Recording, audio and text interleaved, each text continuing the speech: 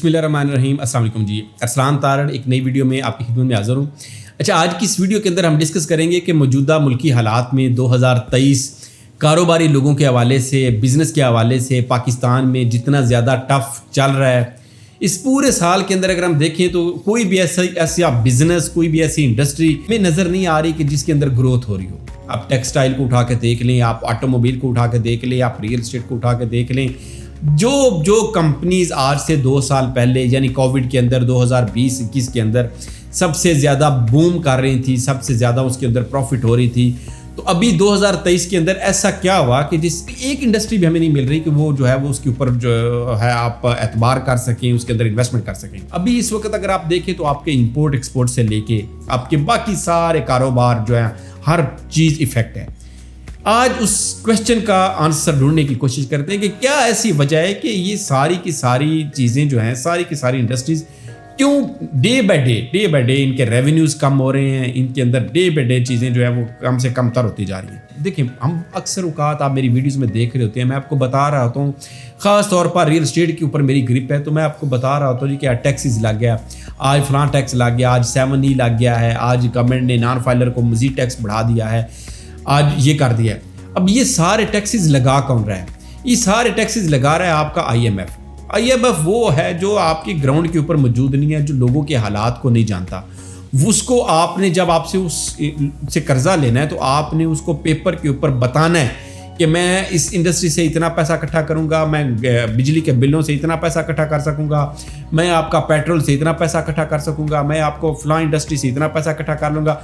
Paper के ऊपर आप उसको बताएंगे कि भाई ये देखें, ये वो चीज़ है जो हम जाके आपको दे देंगे। एक कुछ कंपनीज के साथ मैंने अपना रिसेंट पास एक्सपीरियंस मेरा रहा, तो उसके अंदर मैंने देखा कि जिस जगह कंपनी के अंदर जब कोई कंपनी डाउनफॉल की तरफ जा रही होती थी तो सबसे ज़्यादा चीज़ जो हमें वहाँ पे नज़र आ रही होती थी वो ये होती थी कि जब हम उसकी मीटिंग के अंदर बैठ रहे होते थे तो हमें पेपर के ऊपर ऐसा चीज़ नज़र आती थी कि हमारी कंपनी की ग्रोथ बड़ी शार्पली होने वाली है, बहुत तेज़ी के साथ हम जो है ना इसके ऊपर जा रहे हैं। लेकिन कुछ टाइम के बाद, महीने 2 महीने 6 महीने के बाद भी हम देखते थे कि हम वहीं पे खड़े हैं। वजह क्या होती थी कि हमारी सारी प्लानिंग उस पेपर के ऊपर होती थी, ग्राउंड के ऊपर हमारा वर्क सिफर होता था। इस गवर्नमेंट के आने के बाद जब लोगों का आप कह लें ट्रस्ट शेक हुआ, जब लोगों ने इसके ऊपर देखा कि उन्होंने इस चीज़ को इतनी आसानी के साथ एक्सेप्ट नहीं किया, तो उसके बाद लोग इससे पीछे हटना शुरू हुए। तो गवर्नमेंट ने बजाय अपने लोगों के, अपने इन्वेस्टर्स के ट्रस्ट को बिल्डअप करने के, लोगों को उसके ऊपर सहूलियात दे के अपना ट्रस्ट बताने के कि हम इस गवर्नमेंट लेने का हमें मकसद क्या था, हमें फ़ायदा क्या, आपको फ़ायदा क्या है, बल्कि उन्होंने उसके अंदर ये चीज़ दिखाने में बड़े ज़्यादा हद तक जो है वो कामयाब हो गए कि हमने ये गवर्नमेंट सिर्फ अपने केसेस ख़त्म करने के लिए बनाए थे। हमने ये गवर्नमेंट जो ली थी इसका प्योरली एजेंडा सिर्फ हमारी ज़ात के हद तक था, अवाम नहीं थी। तो उसका अल्टरनेटिव हमें क्या मिला?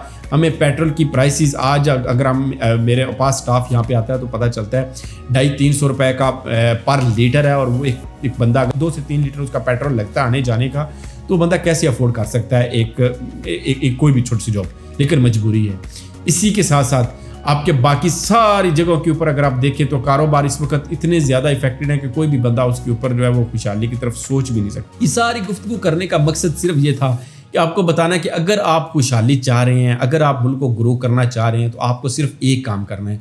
वो काम सिर्फ ये है कि आपने इन्वेस्टर्स का ट्रस्ट जो है वो बहाल करना है। वो कैसे होगा? जब मुल्क के अंदर सर्टेनिटी होगी, जब मुल्क के अंदर स्टेबिलिटी होगी, जब मुल्क के अंदर हमें एक विजन नज़र आएगा, जब मुल्क के अंदर ये नहीं होगा कि आपने जून के अंदर बजट दिया है और ठीक 1 महीने के बाद उस बजट के अंदर आपने कोई टैक्स नहीं लगाया रियल एस्टेट इंडस्ट्री के अंदर, और ठीक 1 महीने के बाद आपने 30 जुलाई को आपने नया टैक्स लगा दिया 7E 236K के हवाले से, जो कि आपका 236C के हवाले से, जो कि आपका रियल एस्टेट के ऊपर था। तो इससे क्या चीज़ हमें समझ आती है कि आप कोई भी बात कर रहे हैं, कोई भी चीज़ दे रहे हैं, तो उसका टोटल जो टाइम फ्रेम है वो बड़ा शार्ट टाइम है।